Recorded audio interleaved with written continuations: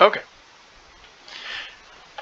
Oh, good evening, good evening. Apologize for this being late at night. I've been working on this all day. But hello, my name is Jane Naranjo. This is the Biscobra. And here we go.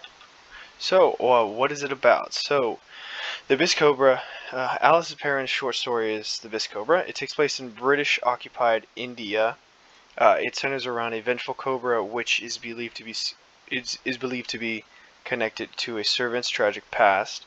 The story blends suspense and eerie atmosphere in Indian folklore to convey its moral and emotional undertones. Because at this time, British immigrants were using Indians as servants. And when I say Indians, I don't mean Native Americans. I mean uh, from India, Indians there. They had essentially conquered this country, because for lack of a better term, and they were the foreign ones there using the native people as their servants. And so the appeal, the story engages readers through its vivid depiction of Indian folklore and the eerie tension between the British colonists and their Indian servants. The suspense around the vengeful cobra, with themes of superstition and vengeance, creates an intriguing and emotional charged narrative. It uses these writing techniques basically to really drive home its point of immoral actions. Because if you read this story, you'll see that Mr. Glover is one of the characters. He's probably the main character that this focuses around.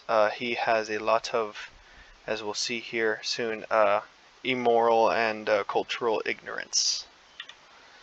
So, how does the story compare to other things that we've seen in class? So, I compared the Biscobra to the Black Cat by Edgar Allan Poe.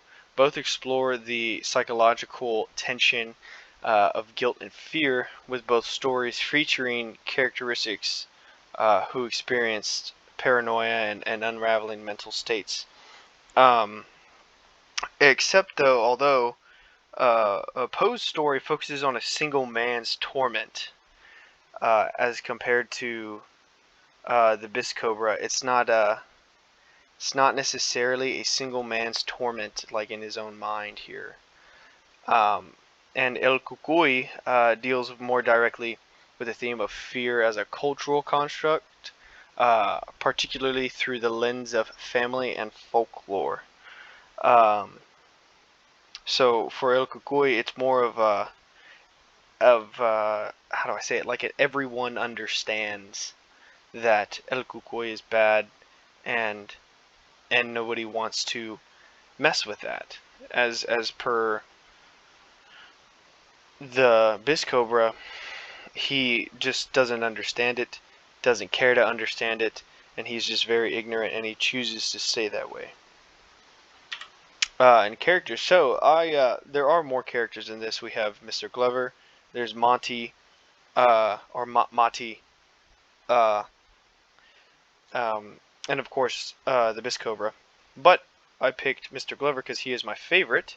My reasoning for that is he's a British officer who's essential to the story's tragic events.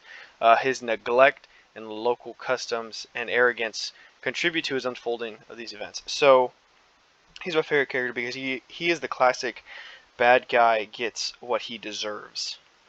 Um, because his neglect for their customs and his arrogance is what leads to these supernatural events, and him eventually getting what comes to him by getting bitten by the Biscobra, which leads to his death and his downfall.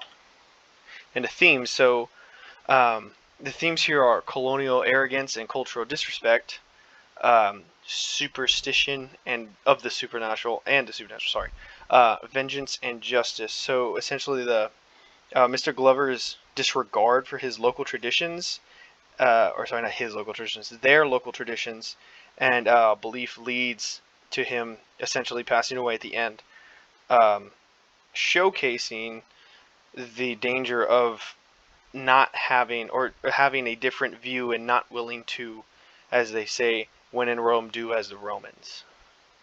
And then the superstition and the supernatural. The story explores the power of local folklore.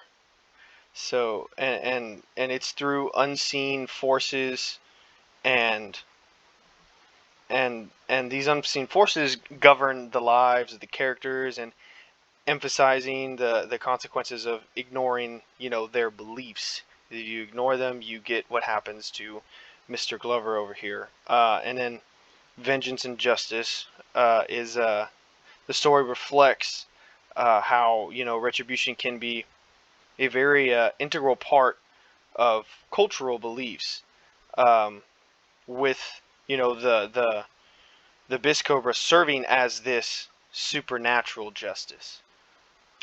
And that would be it.